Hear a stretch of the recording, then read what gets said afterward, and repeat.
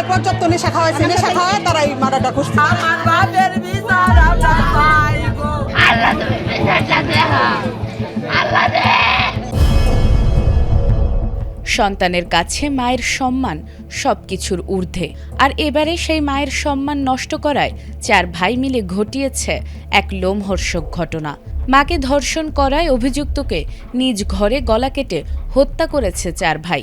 তবে এখানেই শেষ নয়, ঘটনাটিকে ঘিরে এখন এলাকায় ব্যাপক চাঞ্চল্যের সৃষ্টি হয়েছে। এ ঘটনার পরপরই বেরিয়ে আসছে একের পর এক গা শিউরে ওঠার মতো তথ্য। আমার বাইকনারে তো আমরা পাইলাম না। রোববার সকালে ময়মনসিংহ নগরীর রামকৃষ্ণ মিশন রোডের ৩৬ বাড়ি কলোনি থেকে রাজীব আহমেদ রুবেল নামে এক যুবকের মরদেহ উদ্ধার করেছে পুলিশ। তদন্তে জানা যায়, প্রায় 1 মাস আগে তিনি ওই বাসার একটি কক্ষ ভাড়া নেন। কিছুদিনের মধ্যেই তার অসামাজিক কর্মকাণ্ড ও মাদক সেবীদের আনাগোনা নিয়ে বাড়ির মালিক পারুল বেগমের সঙ্গে বিরোধ শুরু হয়। এক পর্যায়ে তাকে বাসা ছেড়ে দেওয়ারও নির্দেশ দেয়া হয়। পুলিশ জানায়, রোববার ভোরে দুপক্ষের মধ্যে আবারও তীব্র বাকবিতণ্ডা হয়। এ সময় রুবেল পারুল বেগমকে মারধর ও শ্লীলতাহানির চেষ্টা করেন বলে অভিযোগ ওঠে। বসুন্ধরা টিস্যু অশুদ্ধতার বিরুদ্ধে এক বিন্দুও ছাড় নয়।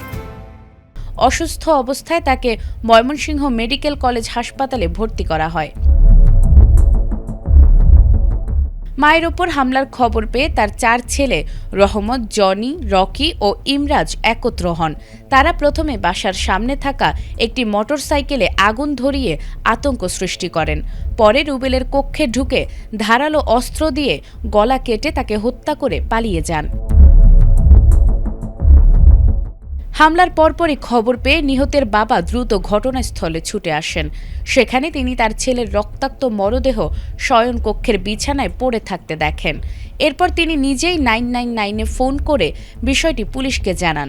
তার ফোনের ভিত্তিতেই পুলিশ ঘটনাস্থলে গিয়ে মরদেহ উদ্ধার করে ময়নাতদন্তের জন্য পাঠায়।